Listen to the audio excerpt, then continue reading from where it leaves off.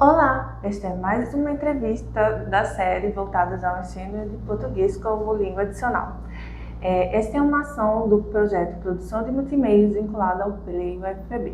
Estamos aqui com o aluno de graduação, Luan Lopes Cabral. Você pode falar um pouco sobre você, Luan? Bem, eu faço letras português aqui na UFPB. Já estou nos períodos finais, vou terminar ano que vem. E eu atuo no Play já faz uns 3 anos. Essa era a próxima pergunta. Vamos ter que criar novas. E como você tomou conhecimento dessa área no curso de letras? Bem, a área em si, eu não conhecia nada sobre a área, mas eu tinha um amigo que ele participava do Play já há bastante tempo e ele sempre falava pra gente pra eu entrar, pra eu participar, só que eu não estava ainda muito convencido.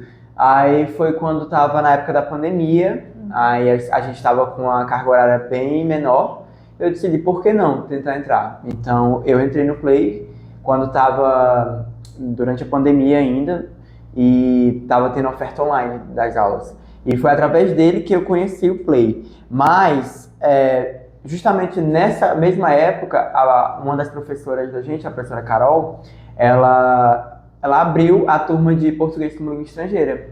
E eu achei muito interessante, assim, pelo nome, sabe? Porque eu nunca tinha ouvido falar. E eu achei muito interessante somente pelo nome. E aí eu disse, vamos escrever. Aí a gente escreveu até junto, eu, ele e mais outros amigos. E foi lá, nessa disciplina, que eu pude conhecer todo o aporte teórico que existe dentro do PLA e toda a área que eu não conhecia, não fazia ideia. Então você já cursou a disciplina antes mesmo de entrar no projeto? Então você já tinha um certo suporte quando entrou? Não. Foi ao mesmo tempo. Foi ao mesmo tempo? Foi ao mesmo tempo. E como funcionou isso? Foi ao mesmo tempo porque o meu amigo chamava a gente para ir. Só que não foi suficiente. Aí a professora, em uma das aulas, quando eu já estava cursando, não tinha entrado no Play ainda. Mas durante uma das aulas, ela comentou: quem quiser participar do Play, você pode ficar depois da aula e conversar comigo. Aí eu achei interessante, né? Agora eu acho que é a chance que eu estava procurando. E eu fiquei depois da aula e eu conversei com ela, disse, você pode participar da próxima reunião. Então, eu entrei no Play, já estava cursando a disciplina e foi bem pouquinho um tempo assim, de diferença, mas foi ao mesmo tempo. Que bom. E como foi a sua experiência no Play até agora? Até agora, eu falo isso para todo mundo que me pergunta, eu falo que o Play ele mudou a minha vida acadêmica. Ele deu rumo à minha vida acadêmica. Antes de entrar no Play, eu nem sabia se eu sabia dar uma aula, né? E eu estava num momento que eu estava querendo até desistir, por conta que eu estava desacreditado. Eu falo, nossa, eu não vou conseguir dar uma aula, é muito difícil, eu acho que eu não sou capaz. E através do Play, eu fui aprendendo que dar aula não era esse bicho de 7 cabeças que eu estava colocando.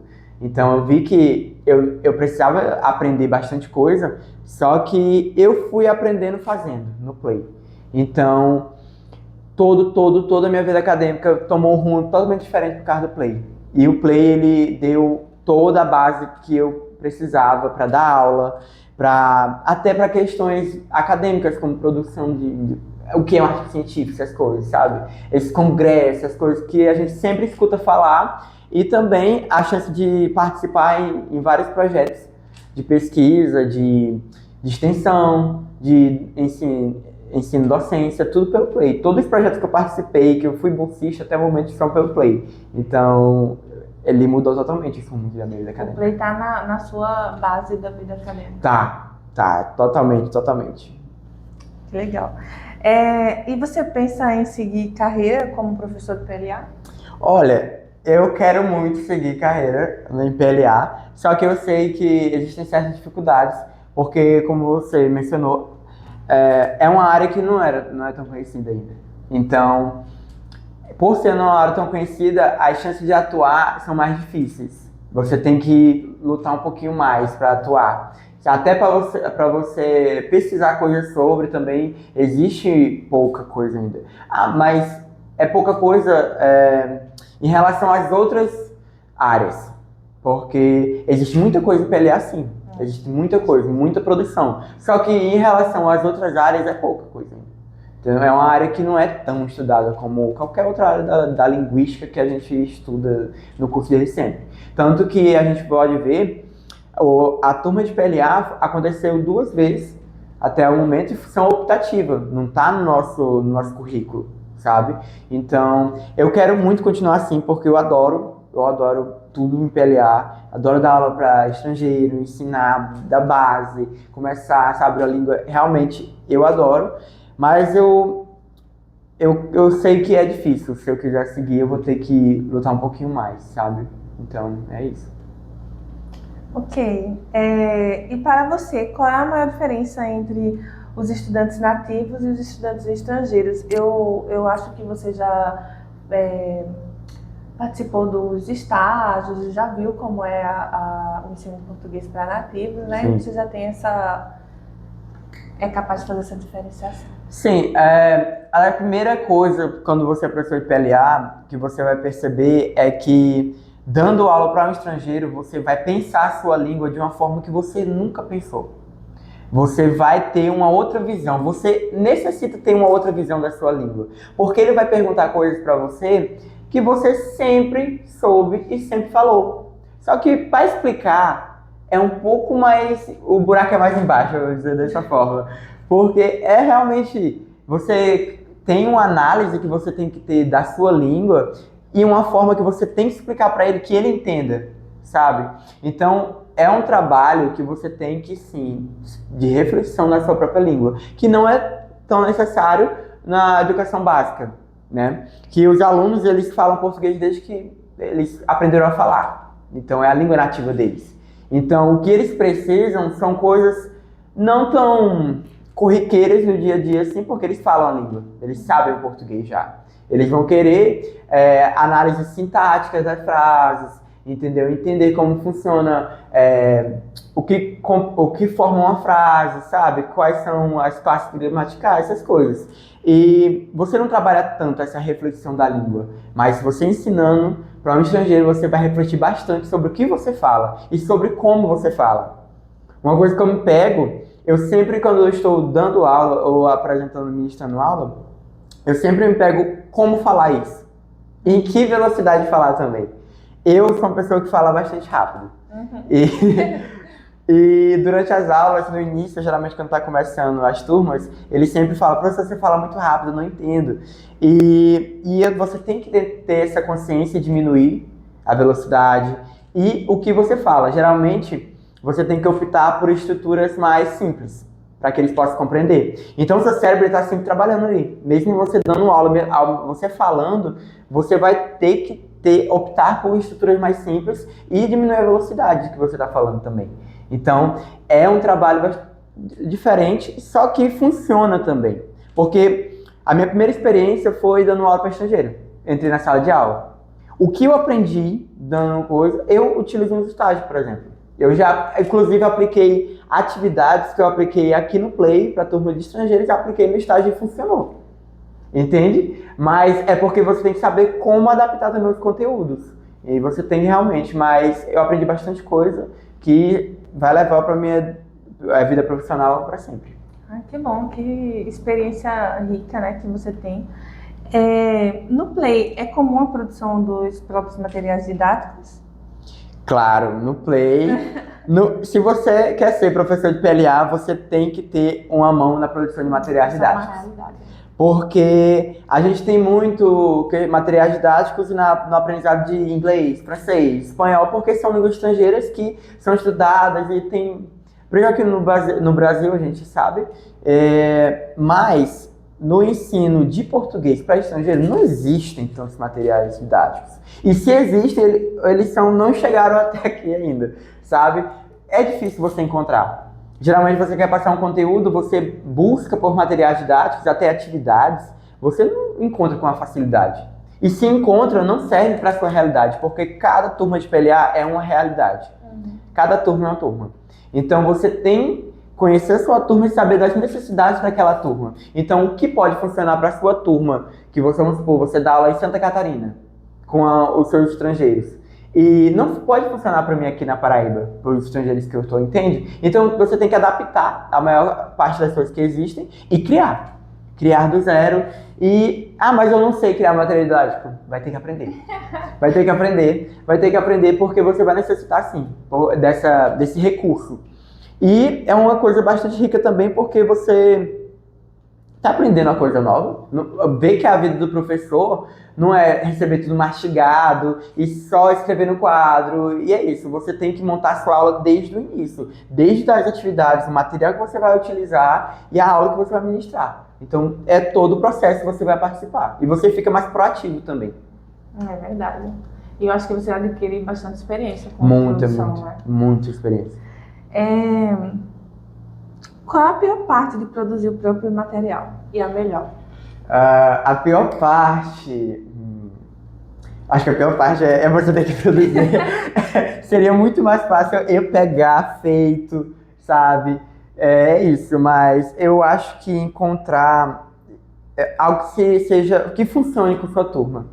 Porque você pode encontrar algum texto e esse texto não pode funcionar, então você tem que estar sempre procurando algo que sirva para sua turma, sabe? E eu acho que é essa questão da procura mesmo, sabe? E a questão de fazer, gente, é cansativo, querendo ou não. É cansativo você ter que produzir um material, sabe? Além de produzir a sua aula, de elaborar a sua aula, entende? Produzir atividades. É cansativo, é mais cansativo. Entendeu? A parte boa, eu acho que é porque você vai adquirir uma experiência que no curso de letras você não tem. Você não vai ter esse ensinamento de produção de materiais didáticos. Não diretamente, entende? Você pode estudar teoria, pode tentar produzir algo, mas a expertise você não vai adquirir, não vai ter. Então, acho que a experiência é muito boa para você. Você aprende bastante coisa. Você aprende coisas de outras áreas também. De outras áreas que você nem sabia que você precisaria para ser um professor, sabe? Então, eu acho que essa questão da multidisciplinaridade das coisas, que você vai aprender coisas que são incríveis. E a gente não falou até agora, mas eu estou curiosa para saber sobre o CELPE-BRAS.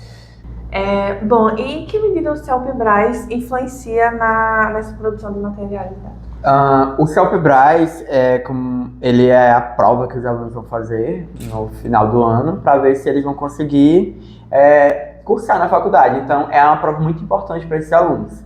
E todo o nosso ensino, a partir do segundo semestre do ano, ele é voltado para o ensino do CELPE-BRAS. Então, a gente está imerso no CELPE-BRAS desde sempre.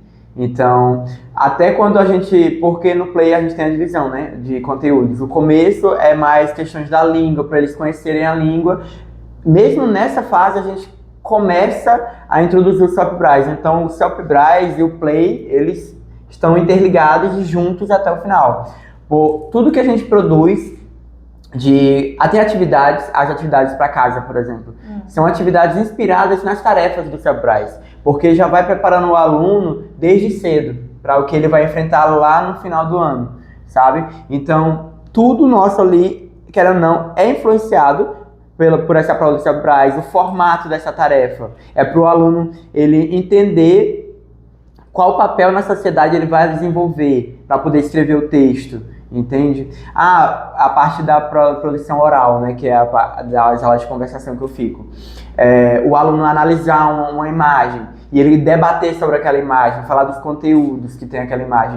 Então, todas as aulas são voltadas para o CELPE-BRAS. E a gente faz também simulados no Play agora. E esses simulados são todos com uma precisão bastante alta, porque é para o aluno entender já como vai funcionar essa prova. Então, ele tendo esse preparamento de alta precisão, porque eu falo que é alta precisão, é porque é alta precisão sim. Os nossos simulados têm uma precisão que parece totalmente com uma prova. Se a gente quiser falar que a prova é CELPE-BRAS para eles, porque a gente no Play tem essa formação de avaliadores do CELPE-BRAS, né? E a gente estuda bastante CELPE-BRAS, então a gente sabe como funciona a prova.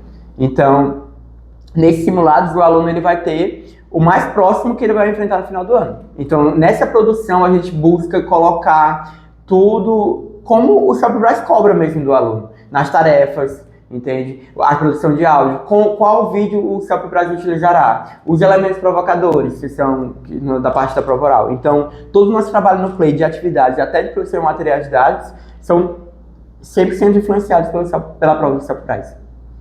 E você tem atuado diretamente na produção dos simulados, né, Luan? Sim, esse ano a gente teve essa demanda, como eu falei, e eu gosto bastante de aprender coisa nova. E eu fui buscar aprender coisas para decidir como seria o layout da nossa prova, né? Como seria definir esses materiais. Então, eu e o Lucas também, a gente sempre parceiro junto para decidir como seria essa cara do nosso simulado. Porque não pode ser uma coisa de qualquer jeito, feita de qualquer jeito, entende? Então, a gente teve um trabalho bastante pensado para definir como seria a nossa identidade desse nosso simulado. Então, eu gosto bastante de fazer esse trabalho porque trabalha com criatividade e eu gosto de estar pesquisando o que pode ser, como fazer isso, sabe? E estou aprendendo bastante também.